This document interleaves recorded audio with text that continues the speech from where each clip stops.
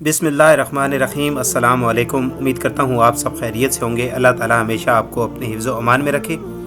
एक मरतबा का जिक्र है कि हज़रत इब्राहीम अदम रहमतुल्लाह ताला अलैह दरिया के किनारे पर बैठे अपनी गदड़ी सी रहे थे। अचानक वहाँ से एक वज़ीर का गुज़र हुआ तो उसने जो हज़रत इब्राहीम अदम को इस हालत में देखा तो बड़ी हैरत का इज़हार किया और कहने लगा कि किस कदर अजीम सल्तनत के मालिक हैं और फ़कीरी को इख्तियार कर रखा है। बादशाह होकर फ़कीरों की तरह गदड़ी सी रहे हैं, जबकि उधर उनके ना होने से सल्तनत बर्बाद हो जा रही है। हज़रत इब्राहीम अदम रहमतुल्लाह ताला ने कशफ के ज़रिए से उसके दिल की बात मालूम कर ली और उसको अपने करीब बुलाया।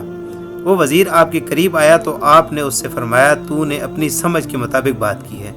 उसके बाद आपने अपनी सुई दरिया में फेंक दी और फिर बुलंद आवाज़ से पुकारा कि मेरी सुई मुझे दो। अचानक दरिया के अंदर से हज़ारों मछलियाँ अपने अपने मुंह में सुइयाँ दबाए पानी से बाहर निकली। हज़रत इब्राहीम अदम रहमतुल्लाह ताला ने फिर आवाज़ दी, ए अल्लाह, मुझे सिर्फ मेरी सुई चाहिए। चुनाचे उसी वक्त एक दूसरी मछली बरामद हुई जिसके मुंह में हज़रत इब्राहीम अदम रहमतुल्लाह ताला अलैह की सुई थी। आपने सुई उस मछली से ले ली। उसके बाद आपने उस वज़ीर की तरफ तवज्जो करते हुए फरमाया कि ये बादशाही अच्छी है या वो हकीर सल्तनत की बादशाही। फिर खुद ही फरमाया, यकीनन ये बादशाही हकीकी बादशाही है और ये सबसे अच्छी है। ये सुनकर और देख कर वज़ीर ने माजरत की और अपनी राह चल दिया।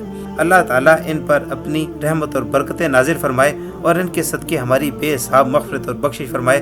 आज की वीडियो आपको पसंद आई है तो इसको लाइक करें और दूसरों के साथ शेयर करें और ऐसी वीडियोज़ के लिए हमारे चैनल को सब्सक्राइब करें। मिलते हैं नेक्स्ट वीडियो में, तब तक के लिए अपना और अपने इर्द गिर्द के लोगों का बहुत सारा ख्याल रखें। अल्लाह हाफ़िज़।